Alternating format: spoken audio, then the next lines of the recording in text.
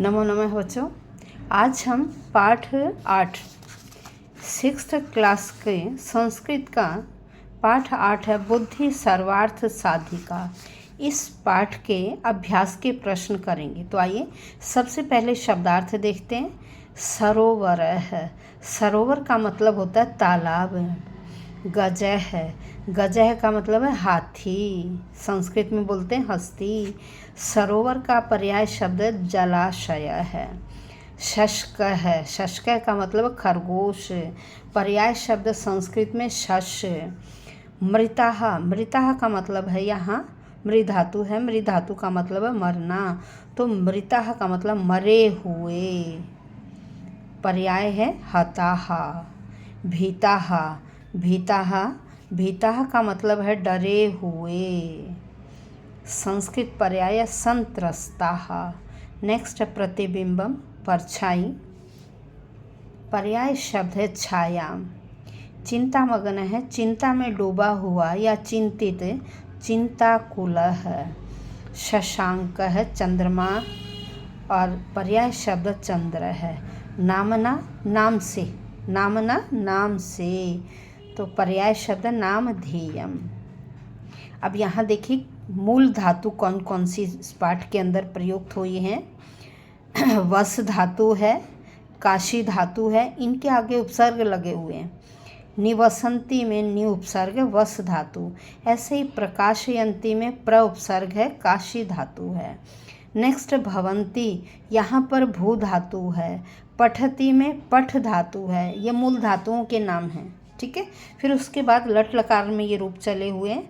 नमति में नम धातु है। गच्छति में गम धातु है।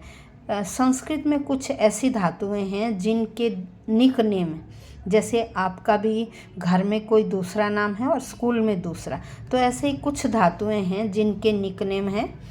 अब निक नेम से क्या होता है, 4 लकारों में रूप चलते हैं लरिट को छोड़कर। जैसे गम का रूप चलेगा तो चलेगा गच्छति, केवल रिट लकार में असली नाम से, जो असली नाम है ना गम, उससे रूप चलते गमी शयति, गमी शयत है। ऐसे ही तिष्ठ धातु, तिष्ठ का है स्था, तिष्ठ का क्या है स्था, रिट में रूप चलेंगे स्थास्यति, स्थास्यत है, और अन्य लकारों में तिष्ठति, तिष्ठत है, ठीक है। अब आइए प्रश्नोत्तर पर। 1 वर्ड आंसर है। पाठस्य आधारेण लिखितानां प्रश्नानां उत्तराणि एक पदेन लिखन्तु। आपको एक वर्ड में आंसर लिखना है। तो देखिए, सरोवरस्य तीरे सुकोमल भूमौ बिलेषु के निवसन्ति। अब आपको उत्तर ढूंढने में क्या करना, प्रश्न वाली लाइन को ढूंढिए, ठीक है, पाठ के अंदर या जो भी अनुच्छेद पेपर में आता है। फिर आपको क्या देखना, जो प्रश्न सूचक शब्द है ना, प्रश्न सूचक शब्द किम शब्द का जो भी रूप वहाँ है, जैसे यहाँ के है, के का मतलब कौन। अब हम वहाँ देखेंगे वाक्य में और सारे शब्द तो एज इट इज़ मिलेंगे, लेकिन के स्थान पर आपको कुछ और लिखा मिलेगा। तो वो जो के स्थान पर लिखा हुआ है वही वर्ड आपका आंसर है। तो अब आइए पाठ के अंदर देखते हैं लाइन।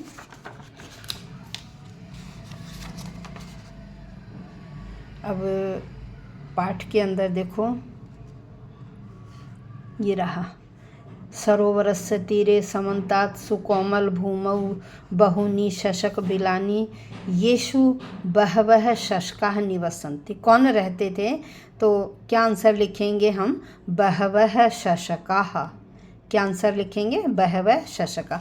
अब प्रश्न नंबर 2 पर देखिए, केषां परिभ्रमेण शशकाः क्षतविक्षताः मृताः च भवन्ति। अब किनके घूमने से खरगोश घायल और मर गए, केशाम। अब यहाँ किम का प्रश्न सूचक शब्द क्या, केशाम। तो हमें ये पंक्ति देखनी है और उस पंक्ति में केशाम, देखिए यहाँ षष्ठी बहुवचन का प्रयोग है, जो इसके स्थान पर वर्ड मिलेगा ना आंसर वाला, उसमें भी वही विभक्ति लिंग वचन होगा। अब केशाम, अब हम ये लाइन ढूंढेंगे। अब यहाँ देखिए, ये रहा, गजानां परिभ्रमेण तेषु बिलेषु निवसन्तः बहवः शशका क्षतविक्षताः भवन्ति केचन पुनः मृतापि भवन्ति। अब देखो वहाँ केशाम लिखा था, अब यहाँ एज इट इज़ लाइन है, लेकिन उस केशाम के स्थान पर यहाँ क्या है, गजानाम। तो जो भी भक्ति केशाम में थी वही यहाँ गज में लगी हुई है, तो आपका आंसर क्या है? गजानाम। नेक्स्ट देखिए, शशक राजा कस्य समीपम गच्छति। अब हम ये लाइन ढूंढेंगे कि खरगोशों का राजा किसके पास जाता है।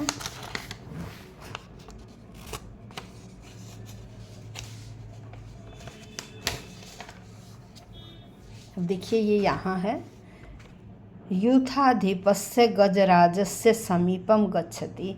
शशक राजा है, यूथाधिपस्य गजराजस्य समीपम गच्छति। तो कस्य के स्थान पर क्या आंसर आया आपका? यूथाधिपस्य गजराजस्य। बात समझ में आ गई? अब चलिए नेक्स्ट प्रश्न पर चलते हैं। नेक्स्ट है आपका के स्वमतम प्रकाशयन्ति। अब हम ये लाइन ढूंढेंगे पाठ के अंदर, के स्वमतम। अब यहाँ देखो सबसे ऊपर, सर्वे शशकाः स्वमतम प्रकाशयन्ति। तो क्या आंसर आया आपका? सर्वे शशकाः। ठीक है, हमें वन वर्ड या एक दो शब्द हो सकते हैं आंसर में। अब नेक्स्ट है, कह चंद्रम नमति। कौन चंद्रमा को नमस्कार करता है? अब लाइन देखिए, ये रहा आपका, सह भयेन चंद्रम नमति। कौन है वो सह? गजराज। गजराज को लेकर गया था ना खरगोश वहाँ तालाब के किनारे, तो कौन नमस्कार कर रहा है डर के मारे? सह। सह का मतलब गजराज है, क्योंकि इसमें देखो गजराज के बारे में बताया जा रहा है। गजराज है शशकराजेन स सरोवरस्य समीपम गच्छति। तो कौन गया वहाँ सरोवर के पास? गजराज।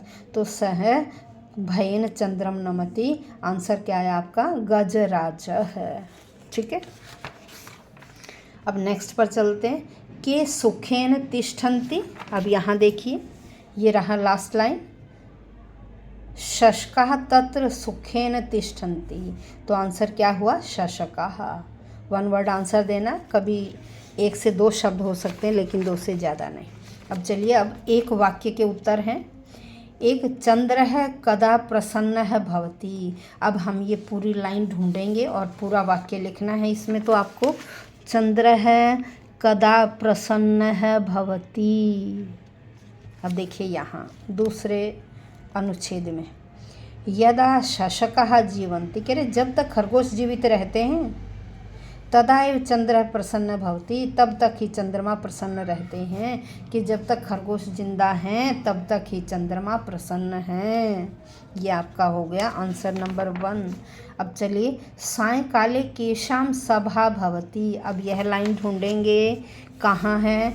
इस पेज पर देखिए सबसे ऊपर, सायंकाले तेषाम शशकानां सभा भवति। तो नंबर 2 क्या हुआ आपका? सायंकाले तेषां शशकानां सभा भवति।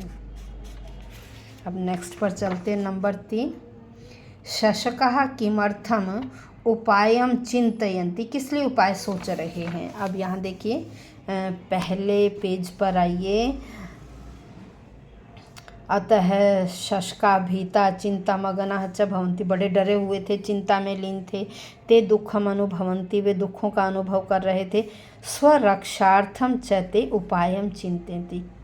किसका उपाय सोच रहे थे वो? स्वरक्षार्थम। तो पूरा आंसर क्या है? स्वरक्षार्थम ते उपायम चिंतयन्ति। वे सब अपनी रक्षा का उपाय सोच रहे थे। नेक्स्ट, चंद्र है केन नामना प्रसिद्ध है। चंद्रमा किस नाम से प्रसिद्ध? अब देखिए यहाँ दूसरे अनुच्छेद में था, उन्होंने कहा कि हम खरगोश उनकी प्रजा हैं। किसकी प्रजा है? चंद्रमा की। अतएव इसीलिए सह शशांक इति नामना प्रसिद्ध है। इसलिए वह चंद्रमा शशांक नाम से प्रसिद्ध है, क्योंकि हम उसकी प्रजा हैं। तो हम कौन है? शशक। इसलिए हमारा जो स्वामी वो कौन है? शशांक। नेक्स्ट, आम चंद्रस्य दर्शनाय आवाम अधुना एव सरोवरम प्रति चलावः इति कह कथयति। कह रहे हाँ, चंद्रमा के दर्शन के लिए हम दोनों सरोवर की ओर चलते हैं। इति कह कथयति, ऐसा कौन कहता है? किसने कहा? अब देखिए यहाँ चलते हैं, ये रहा इस अनुच्छेद में, शशकः कथयति आम चंद्रस्य दर्शनाय आवाम अधुना एव सरोवरम प्रति चलावः।